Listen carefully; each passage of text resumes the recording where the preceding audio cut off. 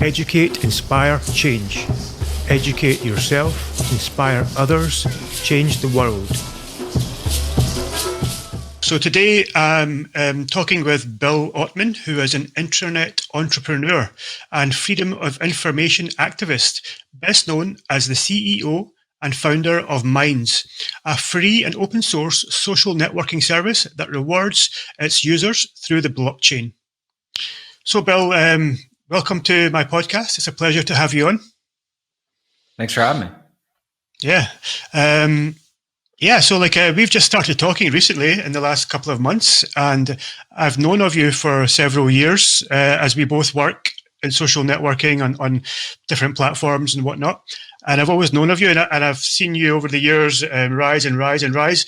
And I remember watching your podcast with Joe Rogan. That was a really great podcast, you know.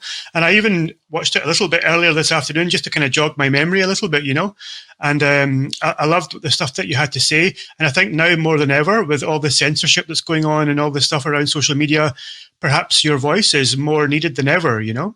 So I'd love just to know a little bit about your background, what led you to creating Minds, just so you can give the listeners a bit of an idea about, you know, who you are, what you do, and what your purpose is.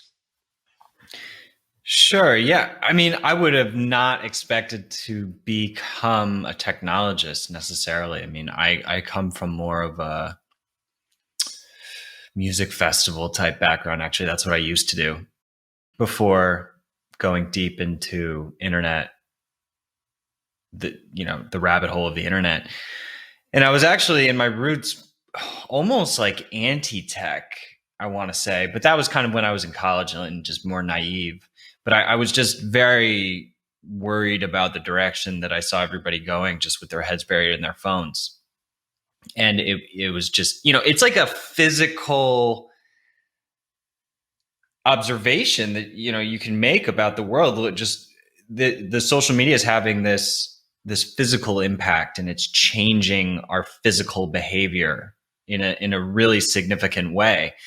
So that was really scary to me, and I didn't like it. I was very into like living authentically, and still am, obviously. But I sort of realized that that's not possible. It's not possible to just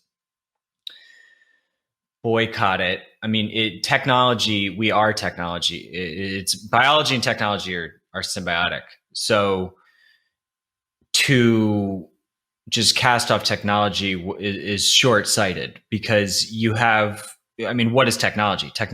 Tools are technology. I mean, the wheel, you know, we've just come such a long way that it feels more separate from us now because of just the electronics and the, nano stuff. It's all, it feels disconnected. It feels different from us, but it comes from us. It comes from the earth, ultimately. You know, somehow we figured out how to build these things. And I just realized that there's a such thing as open source technology. There's more ethical technology. There's technology that respects people's freedom as opposed to, you know, invading our freedoms. And the fact that exists, the fact that Linux exists, and, you know, Wikipedia and Mozilla and, different encryption tools, and these types of technologies are what our infrastructure really needs to be built on. And understandably, we've moved into the Web 2 platforms like Facebook and Google and Twitter. And I think that they served sort of a purpose, and they're obviously valuable in certain ways, but they're very damaging in other ways. And they don't seem to be showing any signs of truly changing their foundational principles. So anyway, I'll stop there. But I think that it's sort of an inevitability to me that the internet shifts into a more transparent, open source, decentralized direction. And it's already happening. I mean, you just look at Bitcoin, it's happening. It's just going to take some time.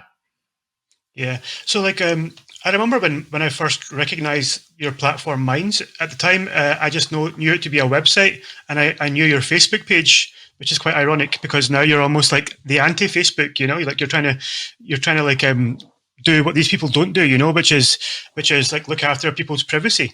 So like, what how did mine start? Was it a thought of yours? Was it anyone else involved in the invention of Minds?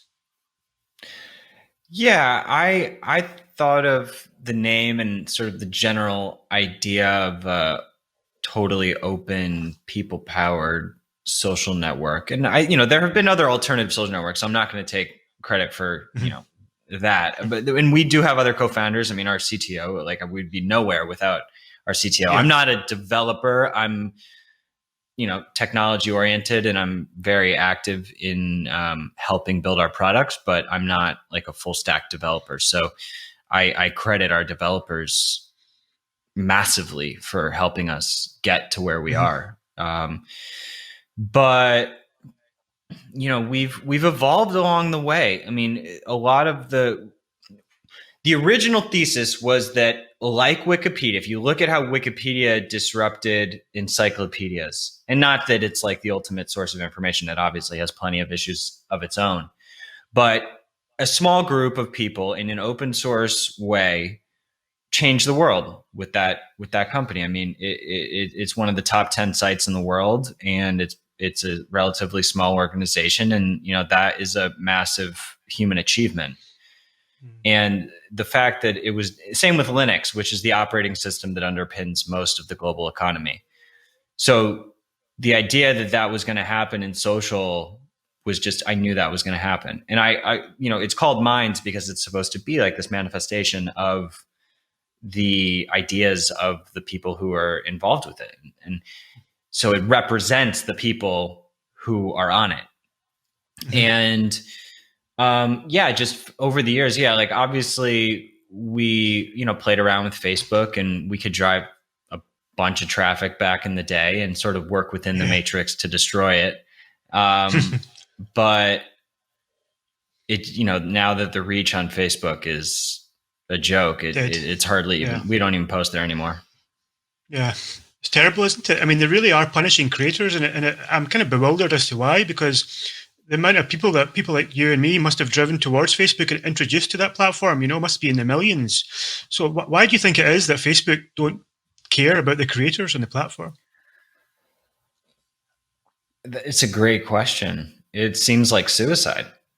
Yeah. I mean, it does, yeah. To betray the people who helped you grow originally and totally change the model, change the contract. I mean, we probably wouldn't have put in the same amount of energy if we had known that we were going to get it stripped away from us in terms of the reach. And I mean, I know you guys are still doing well on Educate, Inspire, Change, and you sort of, made it through better than a number of other projects.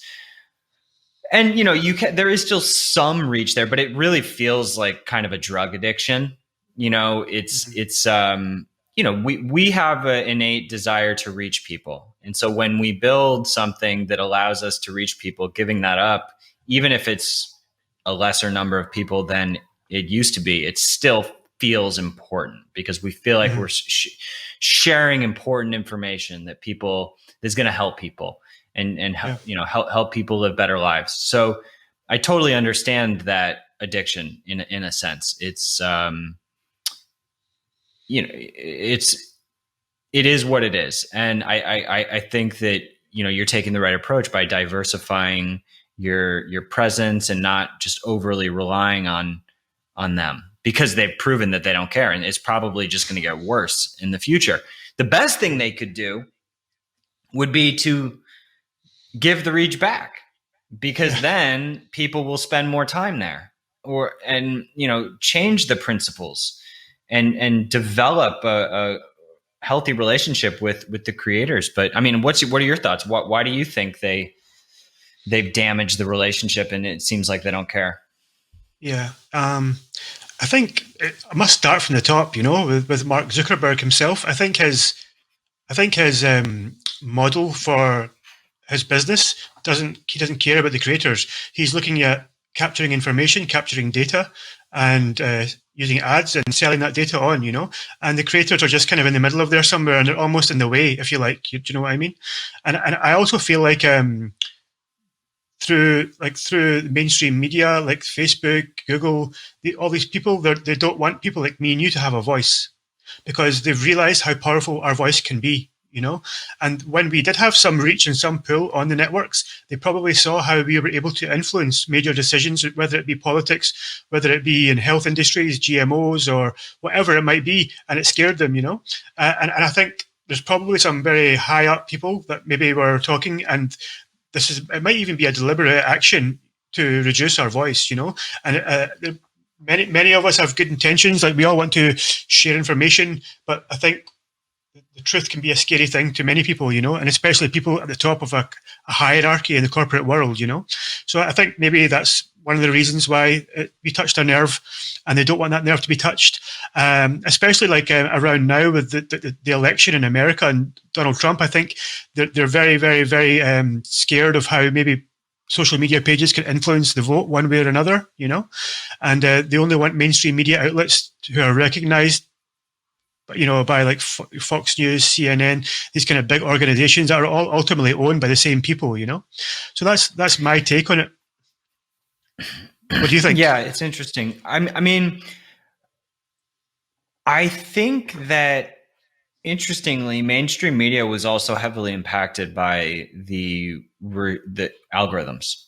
And so it's not only alternative media that got negatively impacted by the change. I do think that they have different lists. So if you pay to play, and if you boost a lot, and if you give them a lot of money, I'm sure that they increase your organic reach, they increase your overall reach, and there's all these hidden factors at play for improving certain pages' reach and punishing others. And I think that obviously all the debates around, if you're talking about GMOs, you're talking about controversial debates on major, whether it's public health or whatever it is. I mean, we just saw that they were censoring like anything having to do with COVID, at all for a certain period of time, which is just a total disaster. And I mean, the other odd thing is that, you do have conservatives on the board of Facebook.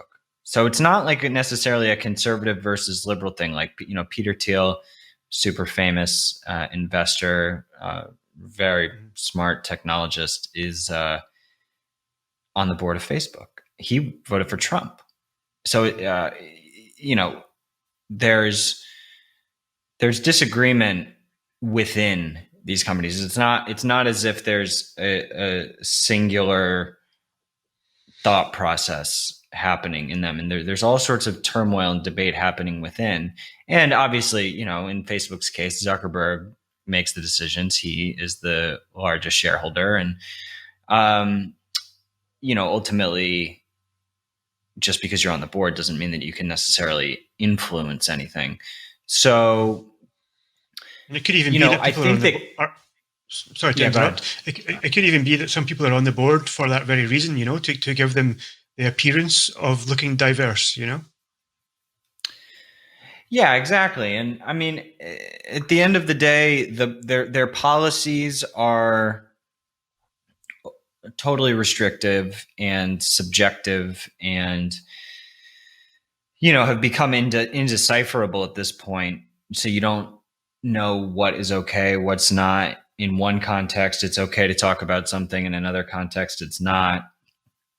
It seems like a never-ending rabbit hole of ambiguity, and it's just not sustainable. I mean, I can't believe that it's gotten this bad. And so, I mean, it's happening. I mean, platforms that truly respect free speech are growing, and that makes sense because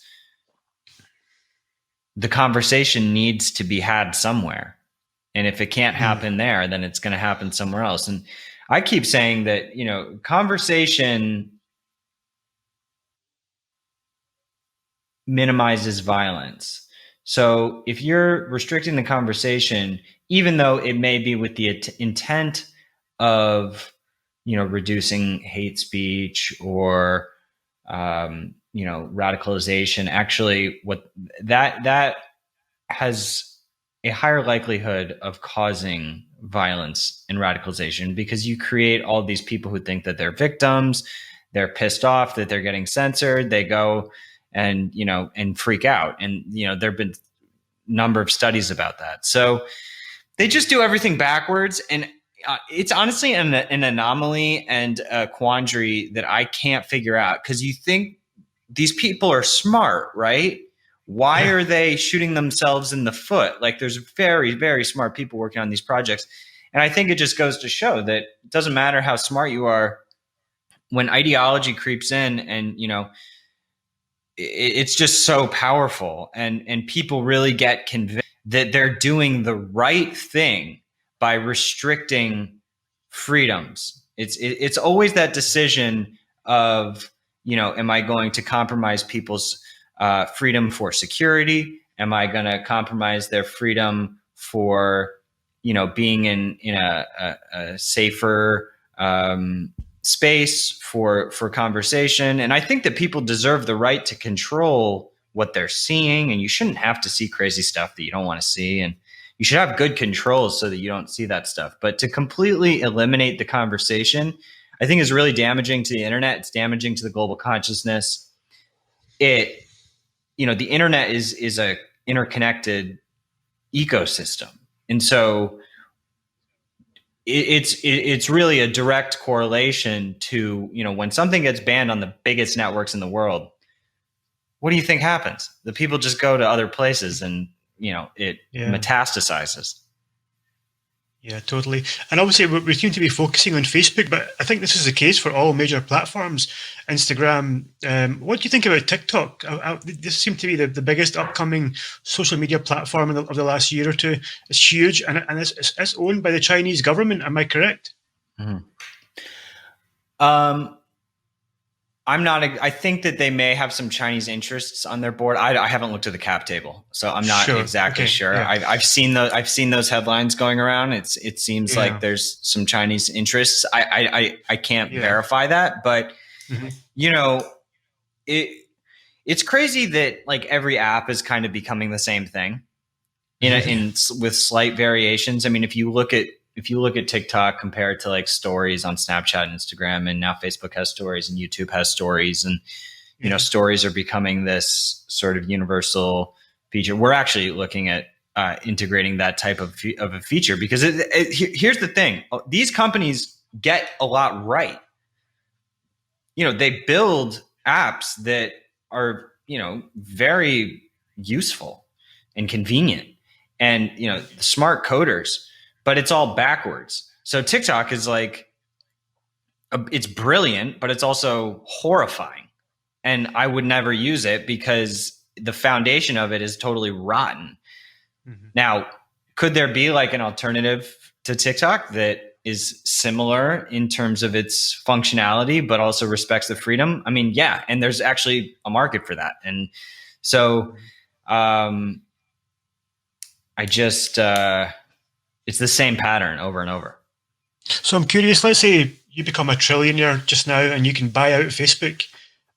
What's the first three things you're going to change in that company? Yeah, I mean, whether it was any of those companies, I mean, one, immediately open source all the code so that everybody can see what's inside. Not that most people are going to look. Most people don't care. They're not going to. Yeah.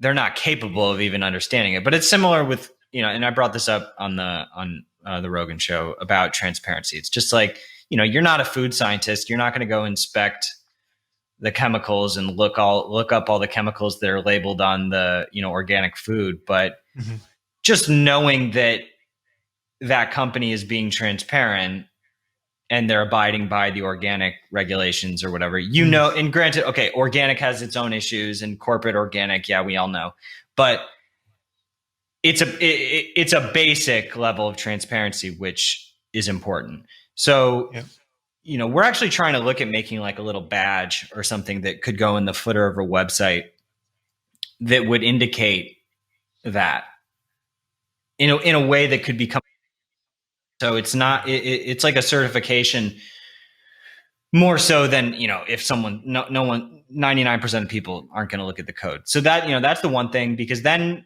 they're accountable to the surveillance, they're accountable to the shady algorithms. Number one would do that, and then you just want to do as much as you can to put the power in the user's hands. I mean, you would want to obviously make the default news feed, at least give people the option of having a raw chronological feed by default, which they don't even allow you to really do, or they make it really hard to do, and it seems to constantly switch back. So, I think that the reverse chronological is that's the value proposition that we signed on to.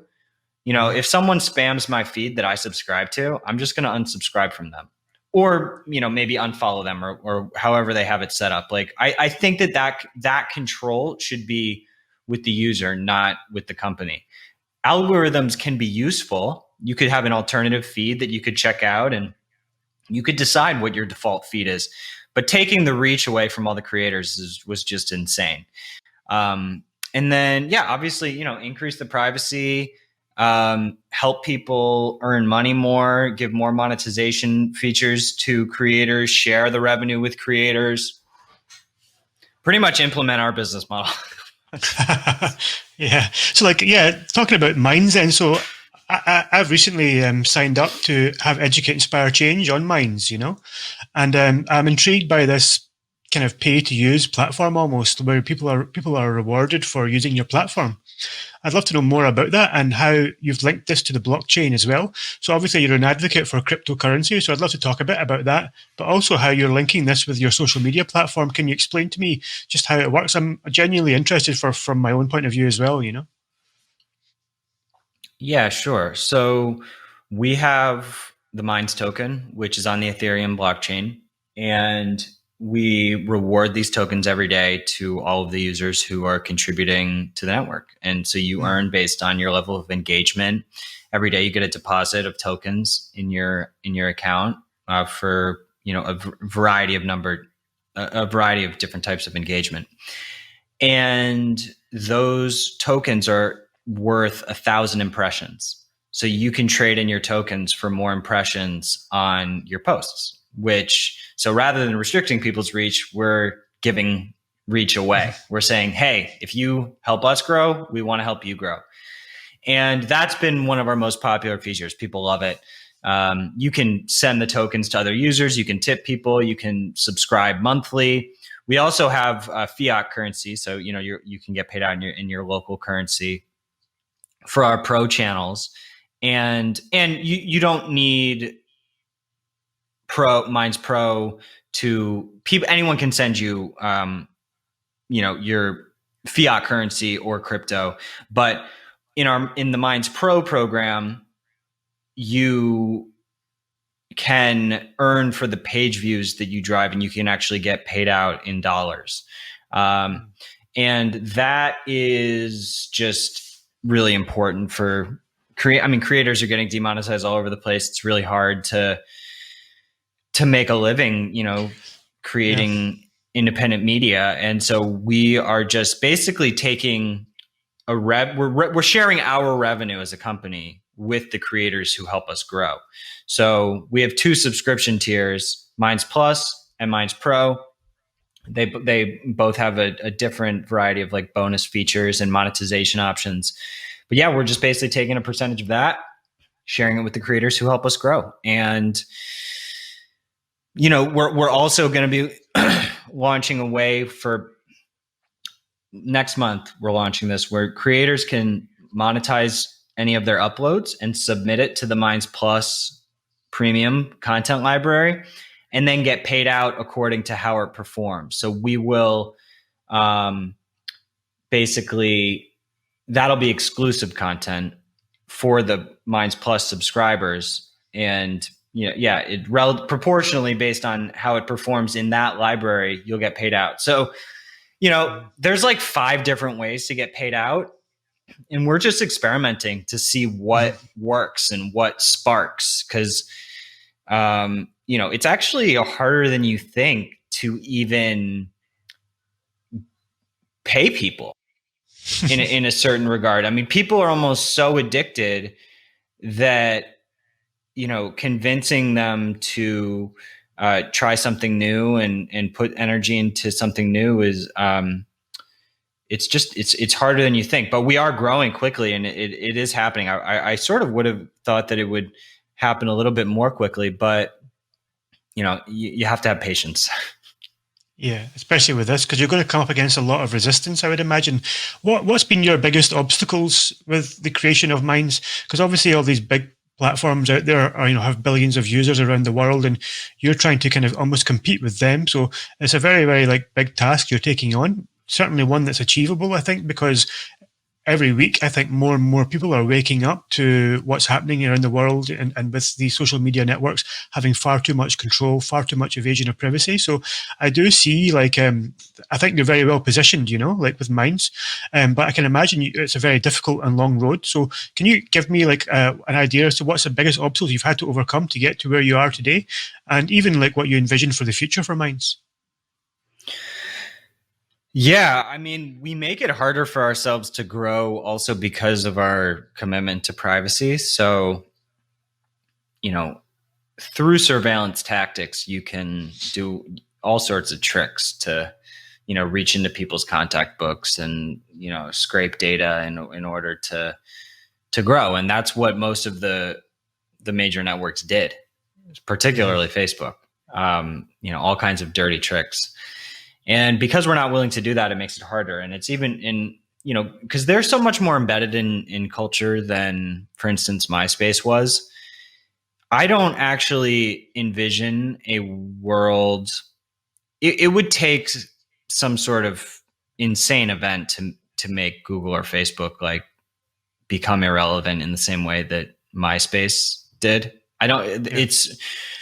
It's a different world. And they're much deeper. Their tentacles and roots go very deep.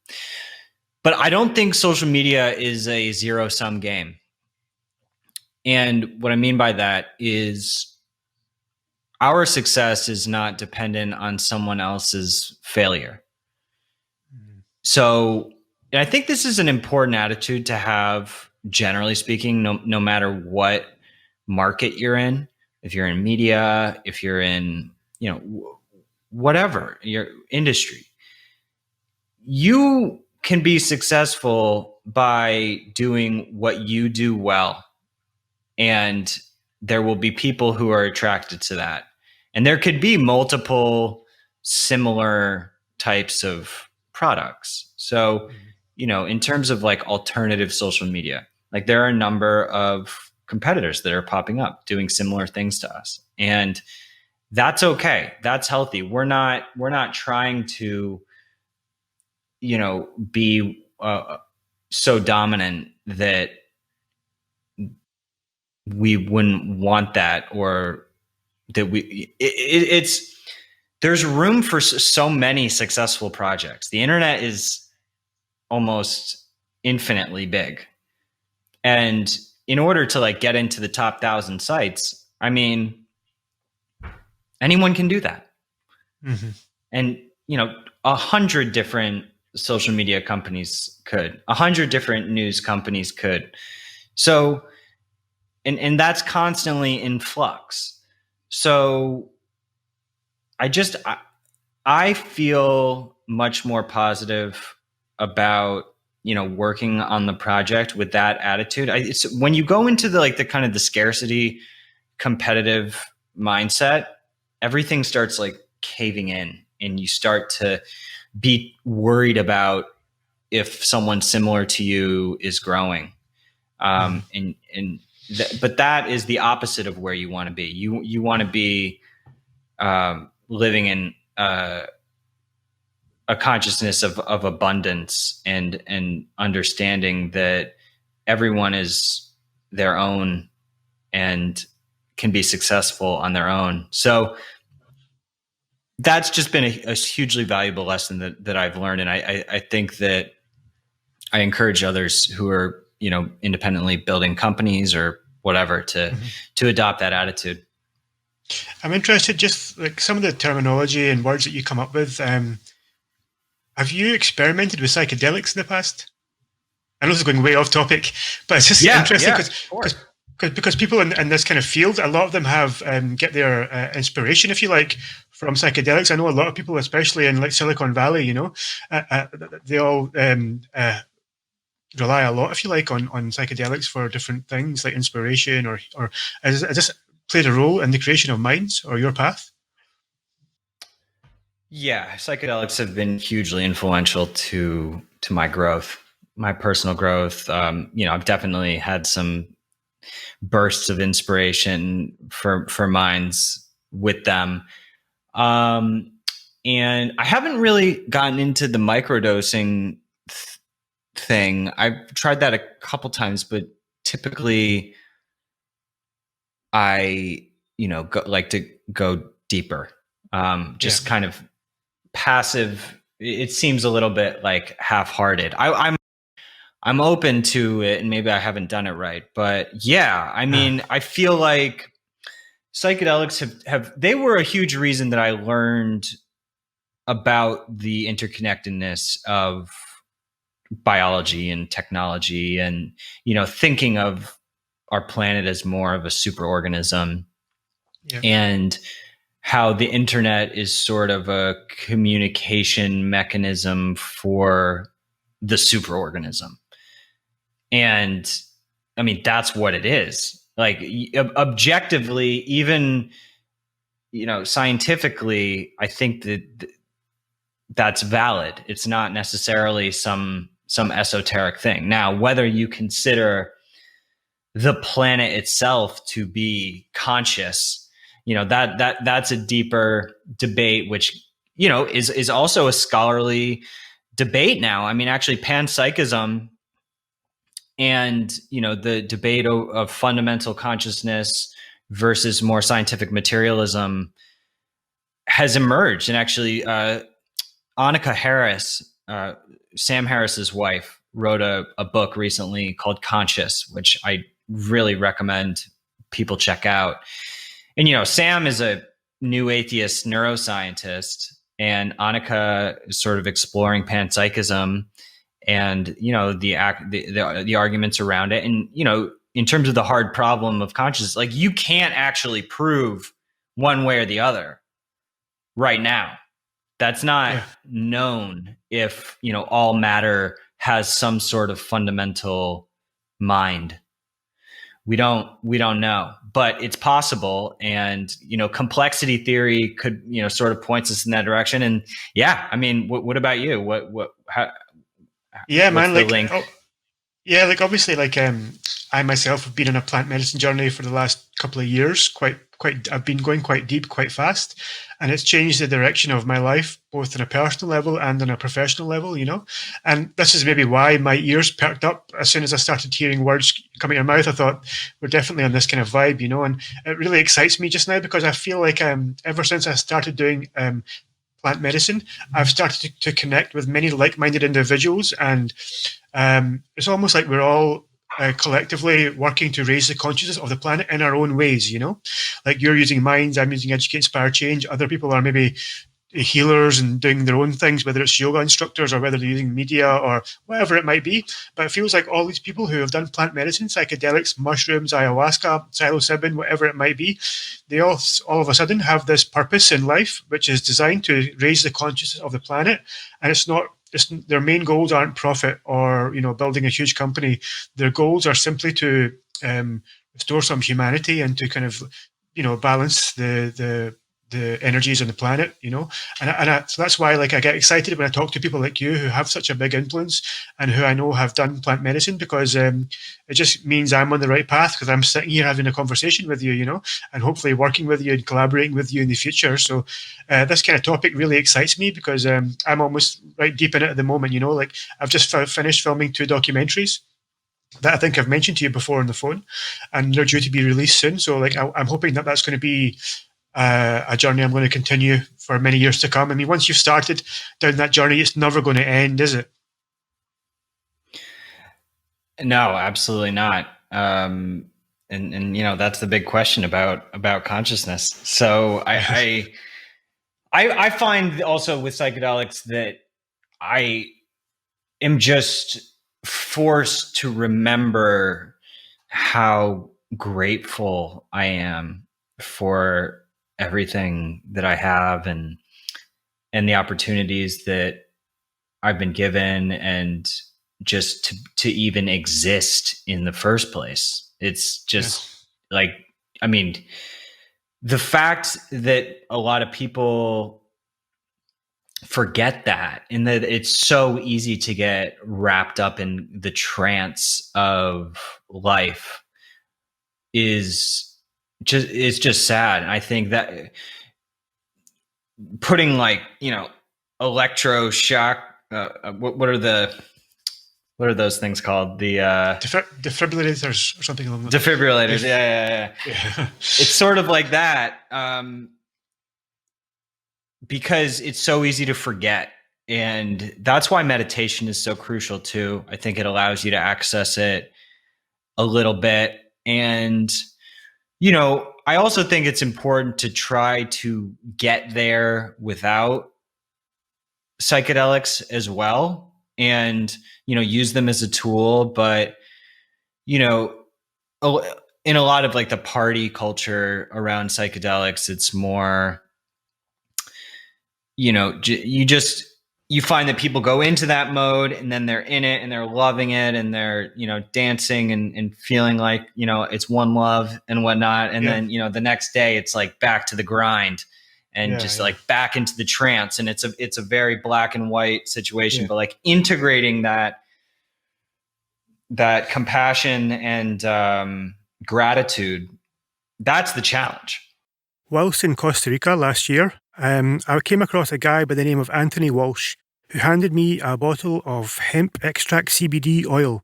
And after just taking a few drops, I was sold. I immediately felt more relaxed, less stressed. I found the quality of my sleep improved, and it even helped me with my meditation practices. The reason this product stands out for me was Anthony himself is passionate about healing the world one person at a time, and has personally invested thousands of hours researching CBD and cannabinoids in order to fully understand how to help guide others to receive the maximum benefits of taking hemp oil extracts. His company is called Eco Life Supplements, and I highly recommend it to anyone that wants to have a better, happier, and healthier life. It's 100% natural, organically grown, all natural, and non-GMO guaranteed for your best experience. To order yours now, please visit ecolifesupplements.com and quote coupon code INSPIRECHANGE for a 10% discount. And they are currently only delivering in the US. That's a big key word you use there is integration, because like you said, it's so important. And one of the major goals in my life is to educate people in the best way possible about psychedelics in terms of intention and integration, and how to approach them, and how to apply the teachings you get. Because this is the thing, isn't it? Like, things become trendy for a while. Like right now, ayahuasca, and everyone's doing mushrooms, everyone's doing all these DMT, but like not many people are doing it perhaps with the right intention, and they're not integrating it in the right way. So I think it's important that we have voices heard that have a platform of people that know the correct way to respect these medicines or psychedelics, and how to integrate them into lives, because it's a very, very important thing. And I have to say, like, people like you, and there must be other CEOs around the world, or people that have a massive influence, that are becoming introduced to these, and it gives me a sense of optimism to know that, because I really think that the key to the future of saving this planet, whether it's our environment, humanity, to reduce war, to reduce all this corruption that's going on, I think is through these psychedelics. I think people in key positions in the world, if they start doing these plants, they start doing these psychedelics, it's going to solve a lot of the world's problems very, very quickly. And I think it's a matter of time before it happens. It's not a case of when. It's a case of not. It's not a case of if. It's a case of when. And that really excites me. And I'm really glad that we're alive at this time, because we seem to be the first wave of people, if you like, that are, since the 60s anyway, that are kind of involved in this new revolution, if you like, of raising consciousness, of mindfulness, of meditating, of doing plant medicine. And it's a really exciting time to be alive. And I think for me, what I do a lot is I take a step back and I look at where we are in the world in terms of a timeline, and we're not that advanced at all. I mean, only like 100 years ago we were in horse and cart. Only 100 years ago black people were slaves. And only 60 years ago women couldn't vote. We're relatively backwards. We just think we're modern and advanced, but we're really not. I mean, and I put myself in 100 years from now, looking back, and I ask myself, what would I say about these people? These kind of barbarians that kill each other over land and oil and kill animals, and for pleasure they do. There's suicide everywhere, drug abuse everywhere. Like, I'd look back on this time and think, wow, they're so unevolved. But we're living in it just now. So it's really important that people like me and you, who have a voice, use these medicines to help us to evolve as fast as possible, because it's a crunch time now. It could go one way or the other. You know what I mean? Like, we're at that stage where World War III could kick off at any minute. Or a pandemic could kick off, a worse pandemic than coronavirus could happen. And it's really vital that people in positions of power, or just not even people in power, anyone just starts to think consciously and starts to become aware of be mindful of what they're eating, how they're talking, what they're doing for their life, for their job, like all this kind of stuff. So for me, like, as you can tell by the way I'm talking, like, this kind of stuff really excites me, and it really gets me going. So like, it's just a very interesting and deep topic. Yeah, we could probably talk about it for hours. Yeah. Sorry, the rise of psychedelic therapy, and there's all types of new approved studies that are going through, and like MAPS and some of these new research organizations are really important. And I think that it seems like one of the areas where policy does seem to be moving in the right direction is with regards to drug laws. I mean, I think we need to move a lot faster, but actually the prohibition of drugs is very similar in theory to the prohibition of speech. And because when you prohibit substances that are don't really cause harm, it's like, well, guess what? You're going to create more problems and addiction by having it be illegal, just as like a general theory. I mean, this is even proven if you look at the addiction rates in countries that have, legislated legalization across the board. So, it's the same with speech. I'm not talking from some sort of like anarcho-utopian sense. Like, I'm not saying that everything has to be legal and then suddenly the world will become a utopia. But you're right that it's a vital time. Things could break out at any second, and the realization that even just from cannabis, which is sort of a psychedelic, I think that it brings up. CBD has been something that's been valuable to me recently. It's a little bit more. It's more mild, but it gives you that sort of foundational awareness. It's there. It's just sort of, and maybe it might even be similar to microdosing, but it's there that like what you're doing is what the planet around you becomes. So how you're spending your time, like the stuff that you're buying, the stuff that you're consuming, the stuff that you're putting out, it's so insane how much of an impact each individual person has. I mean, even if you're laying on a street corner, you are emitting a field of information, and that's having this impact of everything around you. And, just looking at all the protests and movements that, in the riots, it's like stuff can spark real quick. And so it's really powerful. And I think people are taking more agency. It's just unfortunate that things are so polarized. But again, I think that ultimately the information, as long as it's able to circulate, the right information will make itself apparent and prove itself. Yeah, I think so. I think the truth always prevails in the end, you know. So, I really do feel passionately about that. Um, so, like, I remember at the beginning of this conversation, you were talking about biology and like technology and how it works in symbiosis. That leads me to believe that you might be interested in artificial intelligence, or IA. AI, yeah. AI, sorry, my Um, mistake. Yeah, wrong way around. yeah. Uh, Yeah, yeah, no, I absolutely am. And I think that it has to be open source, though. Like, I'll put it this way, I'm not going to be injecting the neural link unless that code is open source. And I think Elon is brilliant and doing amazing things for the world. But, one of my criticisms is that, their tech, whether it's Tesla or neural, I mean, he did start the OpenAI initiative, which was talking about having open standards, and he gets it. I just don't think that his projects are fully there yet in terms of like the hyper transparency that we need. But I mean, for me, if I was going blind, like there's part of me that says no, I would never, merge with machine. That's a dystopia.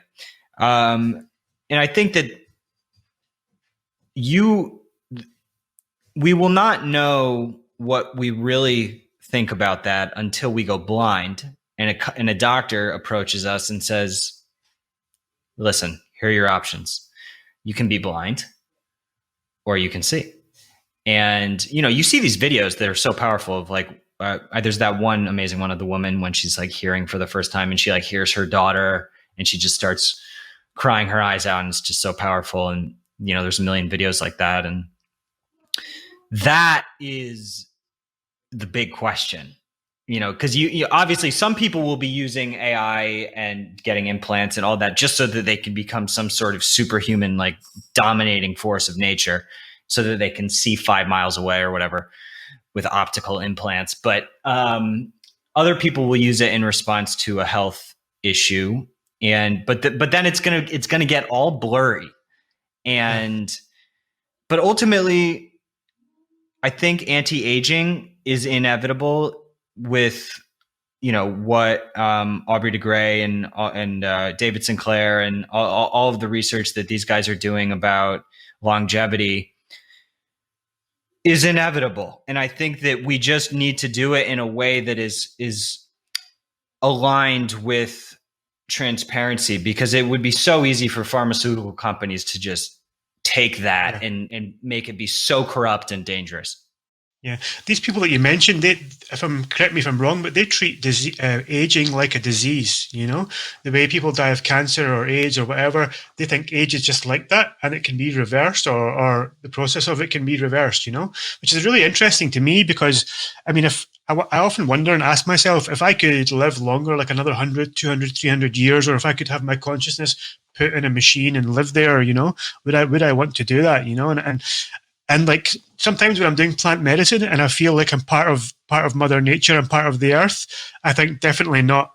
But then when I come into reality, I think, why not? If I have so much good to give to this planet, and I feel like me living longer could serve the planet better, and I could, just live a more fuller life, then why not? But I'm really torn with this AI topic. Like part of me wants to be part of a robot and have legs. I've got a really bad knee. So part of me wants to have like a bionic knee. I can just play football and run really fast, and but then the other part of me says no. Death is what makes us human. It's like we could talk about it for weeks and weeks and days, but yeah, it's a really, I don't know if. Yeah, go on ahead. you go, sir. Sorry. No, on you go, sir. So, I mean, I think death is definitely a part of being human, but life is also a part of being human. And, the pursuit of a better life and a longer life and a more healthy life, even if you just look at the life expectancy, now versus, how it used to be, we've come a decent way. And there's obviously a lot further that it's going to go. And, try to put yourself in the position of being on plant medicine, and maybe you have an implant, a steel implant for your leg or something. Yeah. I haven't experienced that, but I would imagine if I was in that experience, I would probably feel very grateful for the fact that I'm able to walk because of this thing in my leg. And Yeah. maybe if you had an artificial organ, or I would predict that I would feel that sense of gratitude for that, because my consciousness would still sort of be operating similarly. And I think that what we have to be careful about is that if you have an implant in your brain or throughout your body, and nanobots streaming through your bloodstream doing all these kinds of different tasks, I recommend people watch The Singularity is Near. It's a crazy documentary. But those robots, you just have to ask yourself, who's programming them? Yeah. And who has control over them? And is are they developed by a community that I am willing to trust? And I think it's similar with vaccines, because vaccines they're obviously a very polarizing topic, but I think that it's pretty undeniable that certain vaccines have been great, and certain vaccines have danger. And so the idea of, obviously, in a blanket statement saying every vaccine is good, it's a ridiculous statement. But also saying every vaccine is bad is a ridiculous statement. So we have to be looking at the ingredients and weighing the risks versus the rewards. And it's each decision, I think, requires careful, specific consideration. Yeah, definitely so. So yeah, what about back to Minds again with your platform? Yeah, so where do you see Minds in 5 years' time? Like, do you think, obviously, is your goal to are you only working in Minds? Is there any other side projects that you're working on? That's another question. And where do you envision Minds going in the next 5 years? Mostly Minds right now. And I mean, I have a family. I just had a daughter who's 9 months old. So I'm trying to. Thank you. Yeah. It's incredible. And so that's trying to spend as much time with my family as possible and exercise as much as possible so that I can have my A game for development. But I mean, where I see it in 5 years is hopefully hitting much more of a critical mass. We finally just got our language infrastructure finished up, so that and we already over like the last week have had like over 10 languages translated by our community volunteer. And there was an issue with Angular, which is our front end framework, that was causing us to have just delays in getting everything translated. And translation is such a core necessity for creating network effects. I mean, just the fact that there's all of these different languages. And do you speak other languages? I speak Urdu. Yeah, my mom's native language. Yeah. Very cool. I mean, yeah, languages are just so fascinating to me. And the fact that over the last number of years, I know that has contributed to a restriction of network effects, because how can you create network effects if you can't even communicate the information to a high percentage of the population? So I'm super stoked about that. And yeah, we're just going to keep building to become more competitive, keep rewarding creators more. Hopefully, in 5 years, we will have thousands and thousands, maybe millions of people that are making a living, leveraging our technology. I really want to facilitate livelihood through, sharing the information and creating the content that you're passionate about, and more of like a digital marketplace as well, to help enable people to be independently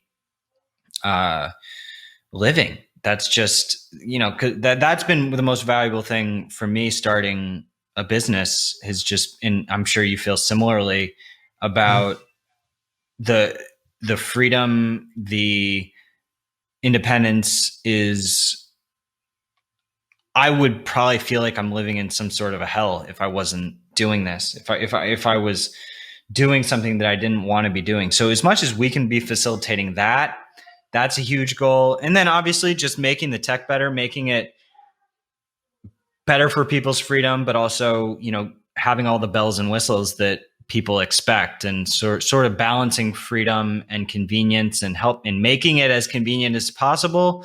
And meanwhile, not cutting corners that are causing us to sacrifice our principles. Beautiful, beautiful. Well, I definitely you have my support, and I'm really looking forward to collaborating more with you in the future as well, because I'm going to put more effort and energy into building the Educate, Inspire, Change platform on Minds, because I do see your vision and I share your vision and I share your goals. So I'd like to contribute more to that and see what we can do there, and maybe even feature my documentaries on your Minds Plus platform in the coming months or years, when they release. That would be an interesting thing for me to talk to you about more. And also, you're into cryptocurrency in a big way, and you're linked to the Ethereum. So I would like to know your views on cryptocurrency. Like, I myself have invested a little bit in Bitcoin, so I'd like to know, where do you see the future of cryptocurrency? I'm guessing it's a positive one that you see for it, but give me your take on that, please, if you can. Yeah, you might hear some background noise of my kids, but Okay. So Bitcoin and Ethereum, the two top cryptocurrencies, are, to me, a huge part of the future. I don't think that the fiat system is going to collapse necessarily, but I think that we're going to see crypto kind of become more competitive. And that obviously makes sense, because if you have sort of a self-governing, growing system that's totally decentralized and transparent, so that the whole ledger can be audited. It's not subject to particularly Bitcoin. It is what it is. It's on a global infrastructure. No one can take it down. No one can really manipulate it. And it's accessible to anybody to participate in. Anyone can mine. Anyone can buy Bitcoin. And so I definitely support it. It is voting for the new system with your dollars. By participating in Bitcoin, you're building a better system. And that it's so beautiful to me. Bitcoin is beautiful. It is perfect. It's just even the fact that Satoshi Nakamoto, this anonymous mystery, built it and wrote the paper and chose to be anonymous. This sort of humble alien messenger that brought us Bitcoin and blockchain, and then that inspired Ethereum, which you can build applications on top of. Ethereum is more like a generalized blockchain, so you can build what are called smart contracts. Anyone can. And so you can program a contract to say, hey, if you send some Ethereum to this address, then and X, Y, and Z other factor are fulfilled, then it spits out these tokens, or it spits out. It's a programmable contract, which is incredible. And there's so many different applications. There's people running automated solar systems on it. There's voting happening on it. There's all Minds. We publish certain data to the blockchain in our boost system and our advertising system to make it more transparent. Users can take the tokens that they earn on Minds and bring them into their own wallets, which are called, we use this wallet called MetaMask, which is a browser extension that connects with Minds. And so you can actually you can transact on the blockchain, or you can transact off chain and on Minds. And we do that just to make it a little bit easier, because as an education, it's setting up MetaMask is not that hard. It takes an hour to sort of figure out. But when you're dealing with public keys and private keys, mm-hmm. there's a little bit of a learning curve, and you have to pay a little bit of a gas fee in Ethereum whenever you transact on the Ethereum blockchain. So if I wanted to send you one ether through MetaMask, I would pay like a fluctuating amount of ether, maybe like 20 cents or something, in order to facilitate that transaction. And what that does is it goes to the miners. The incentive reward mechanism in blockchains is, there's different types. There's proof of work, where the miners are just earning based on how much compute power they're putting in. But then, there's other systems that more have to do with stake and people staking different tokens. And so it's all awesome to me. I love it. I think that it's a huge part of the future. You're seeing institutional adoption at a rapid rate. You're seeing banks getting involved with it. PayPal is about to launch the ability to buy Bitcoin, which is going to bring it to hundreds of millions of more people.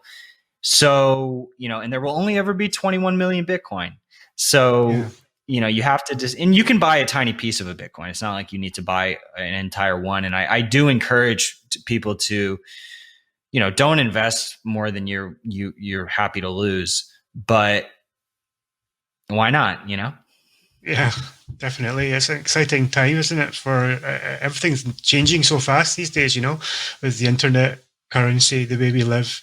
So like, I'm curious about you. Whereabouts are you based? Are you in the States? Yeah, I'm in Connecticut, about an hour outside of Manhattan.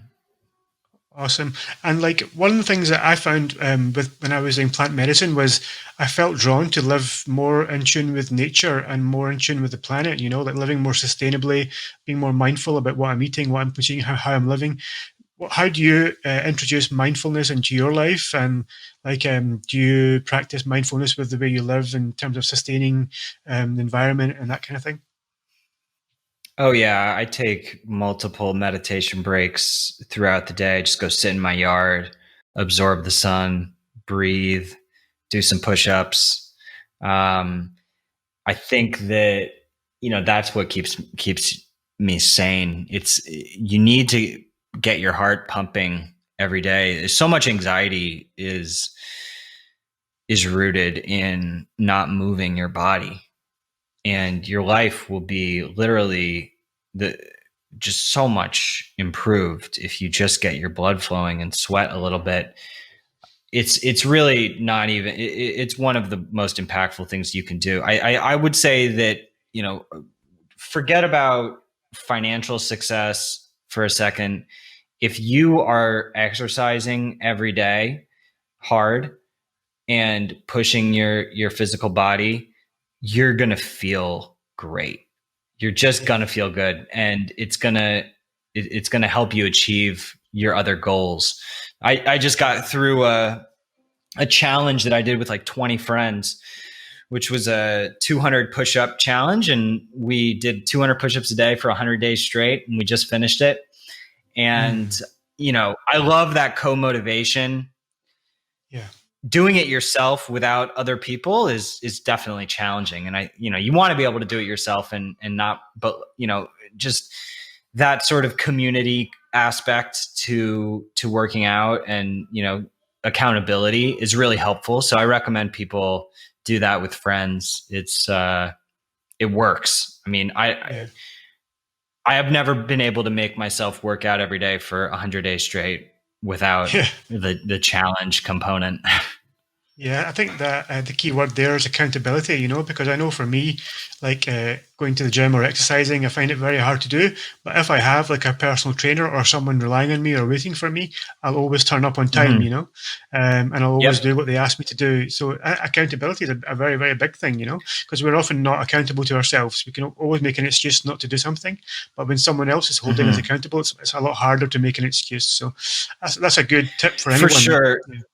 Yeah. Yeah, that. And also, I mean, for me, going to the gym is, I've tried, and it's good if if it's super convenient for you, that's great. But like for me, like body weight exercises that can be done at home are the best, because then you can, I mean, push-ups you can like sneak in throughout the day, and every a set of push-ups, you get up and you have this burst of I don't know what chemicals rushing through your brain, and it feels great. And so just having it be more casual, I think that it doesn't always have to be such a big deal. Like, I think people over complexify, like, oh my God, I got to get ready. I got to go to the gym. It's going to take me 2 hours. Like, just like chill, like take a break, do some push-ups, integrate it into your lifestyle generally. Don't make it like this separate thing from, that isn't easy. It should be easy. Yeah, just part of your daily routine. Yeah, man, awesome, cool. So I think we've talked about quite a lot of topics today. Like, we've covered mines, the future for mines, your thoughts on psychedelics, cryptocurrency. Is there anything else that you've got in the pipeline or you're working on that you'd like some of our listeners to know about? Or even better, just tell me, where would you like them to do? Where would you like them to go? Any websites or books? Yeah, I mean, definitely find me on Minds, minds.com/Ottman. Hit me up. I'm accessible. Let me know what you're up to. And yeah, right now I'm just working really hard on connecting with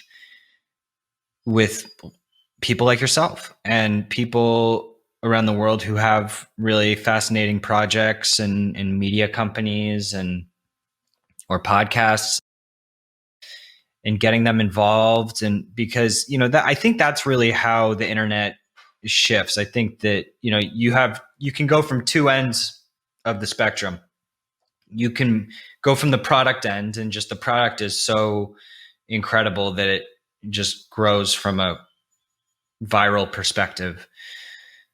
And then you can also go from like getting the influencers and the most interesting people in the world. And both of those are important for facilitating big growth. So, I'm just working on networking mostly. And to be honest, the last physical book that I read was this book called Truth, which is an anthology of Orwell passages, which is so good. It's kind of like it's just like the best passages of all of Orwell's writing, and from a bunch of his different books. And it's crazy how relevant it is. And, how he talks about like the media landscape and kind of the polarization and sensationalism in the media, and how those topics were just still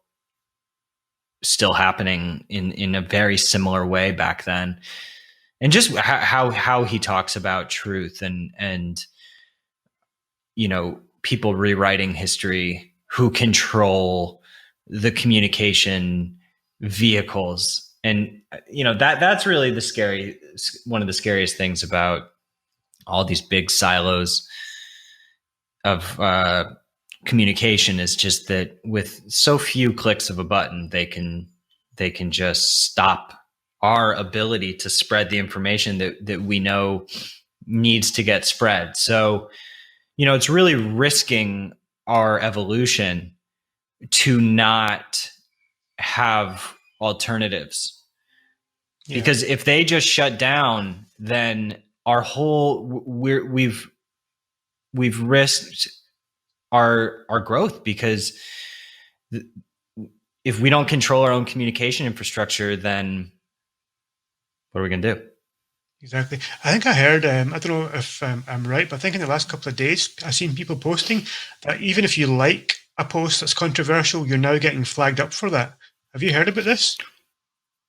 Oh, yeah, I have no doubt that all of your behavior, even if it's off Facebook, is being looked at. So, yeah, if you're on other browser tabs and Facebook is open, like they know what's going on. So, yeah, it's insane. Yeah, and the fact that now people are being, there's a chilling effect involved when that's going on, because if you're worried about your reach going down because you don't if you interact with a certain post, then you're changing your behavior for fear of losing what you have.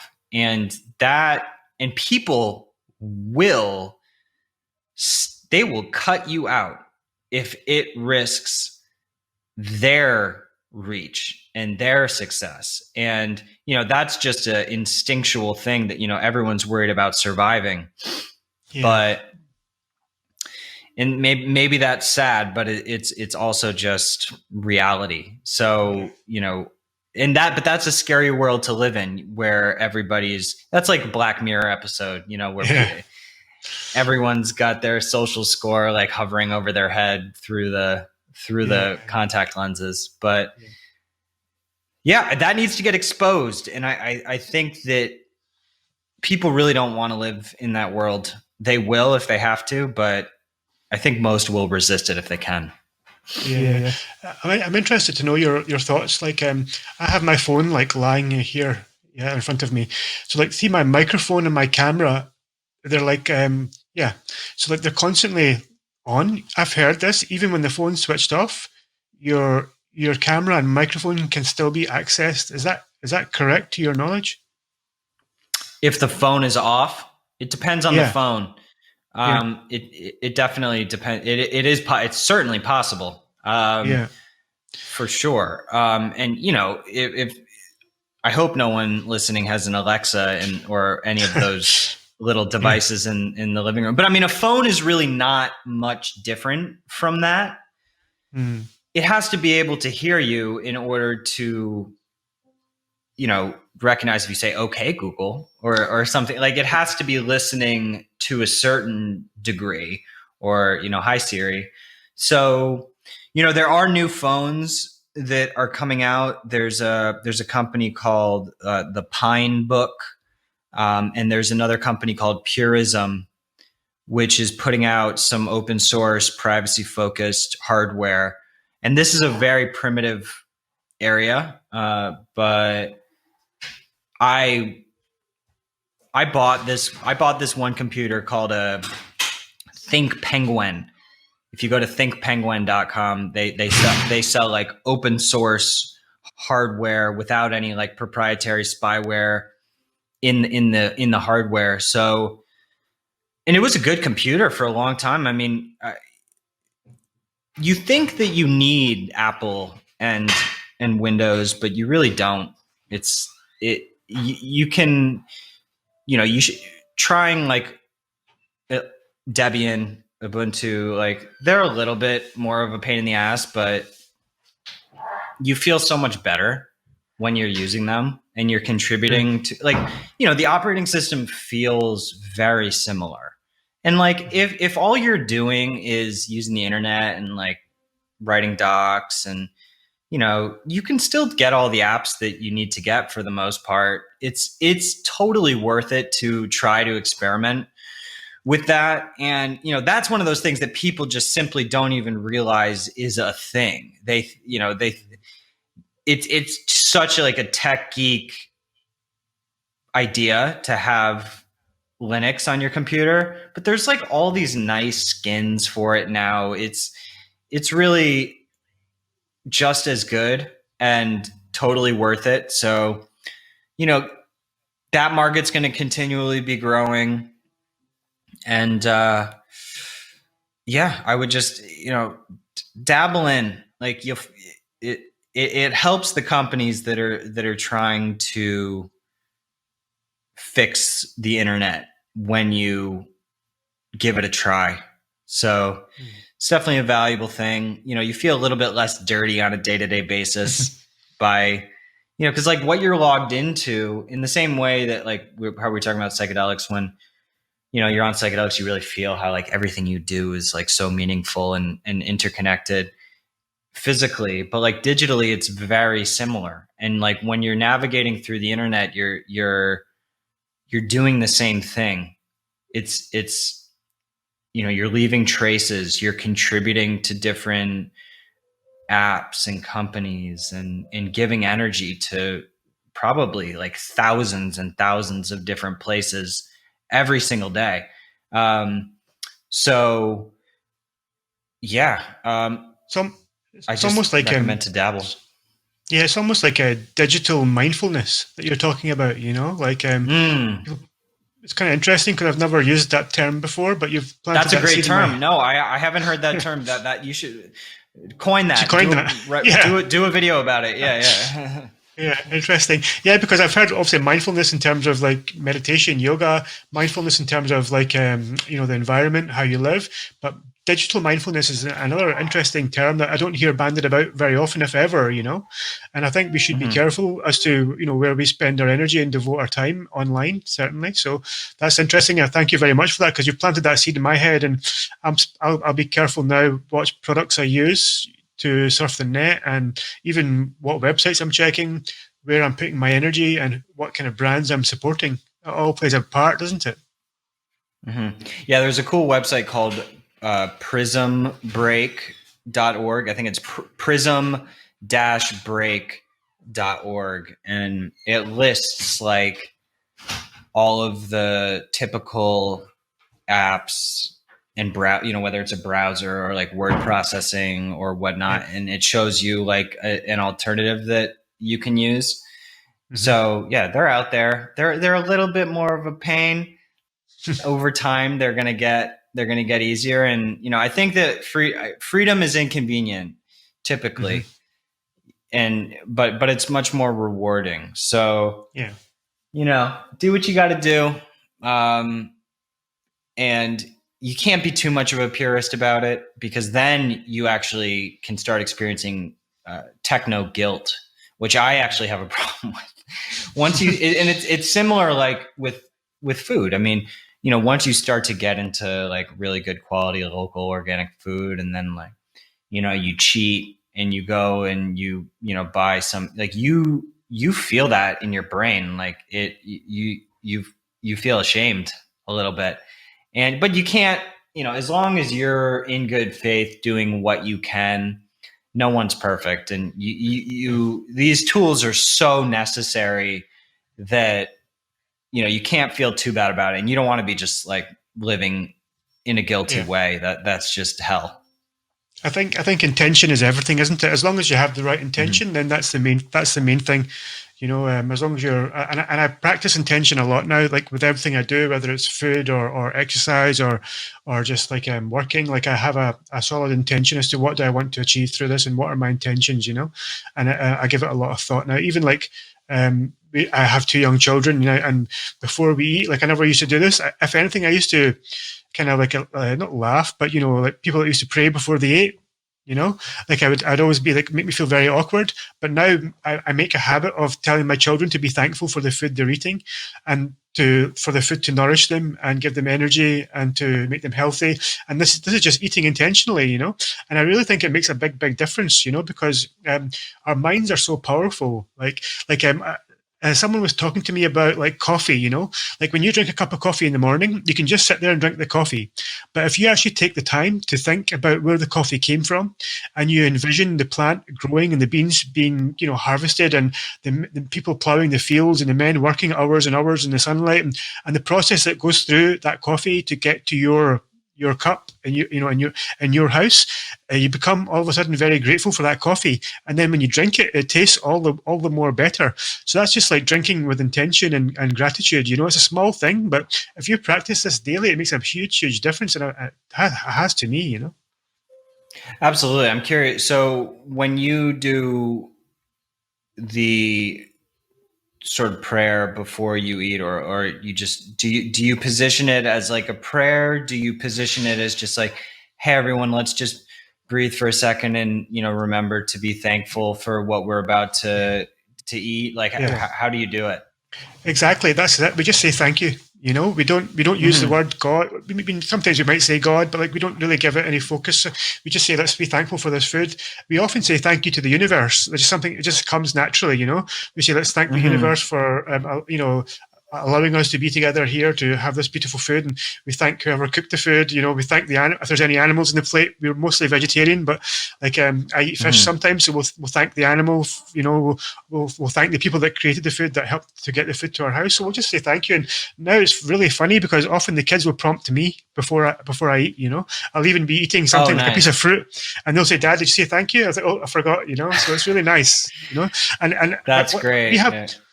Me and my partner, we eat fish, so we're pescatarian, but my kids have been brought up vegetarian, and they're now making us feel really guilty for eating fish, They're getting to that age where they're like 3 and 4, where they're really understanding and talking and conversing, and they're like, "Dad, how come we're vegetarian, but you eat fish? That fish is an animal." And it's really it makes me really... That seems like a rare dynamic. I mean, typically you won't, it would be the other way around. But yeah, no, I've been vegan for a few years, and so is my wife, and our baby is vegan, but our other daughter is vegetarian, and whatever works for everyone individually. But for me, I reached a breaking point. I was living in the city, and I just started like a couple times I went to a diner and just, had like a typical diner meal, and I just was walking home and I just threw up, and I started to just be unable to think when I would eat meat. But at the same time, like, obviously fish and meat is, can be extremely nutritious, and if done the right way. It's unfortunate that veganism has a lot of militant Nazis involved with it who like to put people on guilt trips, but it's been super valuable to me to do that. And I mean, in terms of the conscious eating, I think that it's not only the experience of it that gets improved when you do that, it's the digestion, and actually eating slowly. It changes it changes how you feel after. It changes what you actually get out of the meal. It changes, the amount that you need to eat. You don't need to eat as much if you eat more slowly. It's easier on your body. Anyone who hasn't heard of David Sinclair, I definitely recommend you look up his work. But he talks about how a few of the things that are essential for longevity are, putting yourself into, very hot environments or very cold environments, and sort of putting your body through those dramatic changes, and also eating less and intermittent fasting, and, which sort of makes sense just from a practical perspective that, when you're pushing food through your body, it's like, that there's a lot of friction going on there. You're pushing physical resources through your body. So if you can be very conscious about what you're pushing through your body, and how much of it you need to push through. I mean, what he will say is that even just like volume of food can be damaging. It can even be good quality food. So, that's really interesting as well. So, but that's really exciting area. I haven't been able to pull off intermittent fasting yet. I've tried it a couple times and keep failing. Yeah, my fiance, she does water fasting, so she'll go like 3 days, just water and nothing else. And God. It's hardcore, but apparently it gets easier the more you do it. Like, I've got a friend, Magdalena, and I think she's done up to 21 days water fasting, and it's crazy. Apparently after the first like 6-7 days, it becomes easier and easier, and then you go through stages, like it can get hard again. But then, like, even by the 16th day, she's feeling great, and it's really crazy because I can't imagine going a day without food, but like they do like a whole three weeks just in water. It's apparently a very spiritual journey as well. You can have really lucid dreams and all this kind of stuff, visions and whatnot. Fasting. I have friends who've gone deep with it too. They definitely talk about almost psychedelic benefits of it, and it seems like a psychedelic journey in terms of the pain that you kind of potentially have to go through in order to hit that transcendent level. And yeah, I mean, recently with psychedelics, I almost know, I feel like taking psychedelics is sort of like going to a teacher and figuring out like what you need to do, like the areas that you need to work on.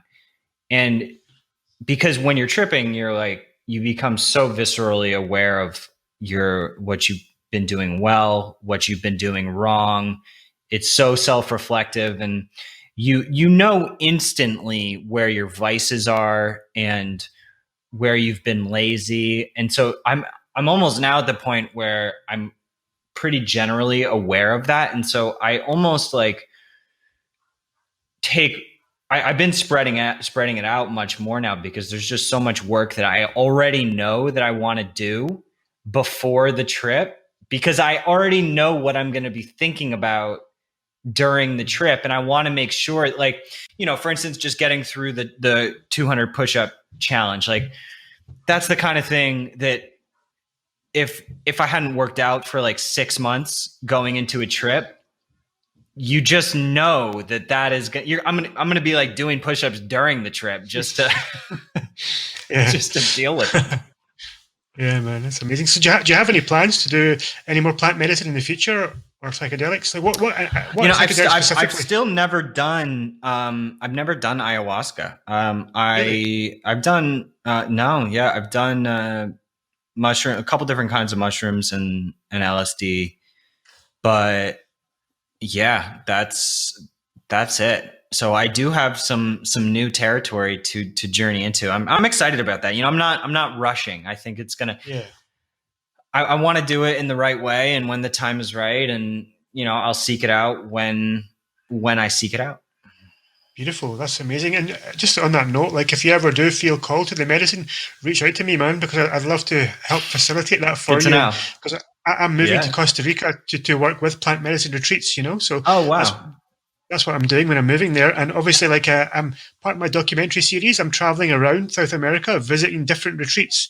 And the purpose of that is to learn how these different retreats treat the medicine, how they, handle it, how they deal with the integration process. So I'm going to be gathering a lot of information as to what the best retreats to go to are, the best practices, what not to do, maybe where not to go, that kind of idea. So definitely reach out to me anytime if you're ever interested in that, Yeah, absolutely. I love Costa Rica. So your whole family's moving there?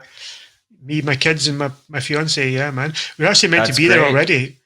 We were supposed to be there in May, but it's just the timing sucks with this COVID, Sure. So we're just waiting for the borders to open, and we're going to go. Our suitcases are there waiting. I appreciate the invitation. That sounds great. I would love to go down. So you're on the top of my list to do that with. So good stuff, man. Well, thank you so much for having me. This has been really valuable. It's been a great conversation. I think we've probably talked about the most diverse range of topics that I've ever spoken about in one podcast. Usually they're quite focused on like one particularly topic, but we've spoke about it all. And it's been a real pleasure getting to know you, Bill. And I really hope that we can continue this collaboration and working together. I'm looking forward to growing on your platform Minds as well, and I'm just, excited to grow with you. Great, man. Yeah, the last thing I'll mention for people to stay tuned into. So we are actually community owned as well. Actually, over 1,500 members of mine own stock in the company because we did an equity crowdfunding initiative early on. And we're going to be doing another one later this year. So I'll definitely keep you updated on that, because I feel like it's really meaningful for the community to own the company too, partially. And it just is much more representative of what we're trying to achieve, and it feels more in line with where we need to go. So yeah, I'll definitely keep you in the loop on that, and I hope anyone listening will stay in the loop. Beautiful. Yeah, I'm looking forward to that. Okay, brother. Thanks a lot for your time again. Take care. Cheers, man. Peace.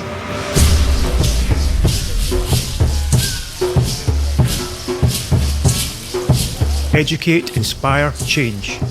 Educate yourself, inspire others, change the world.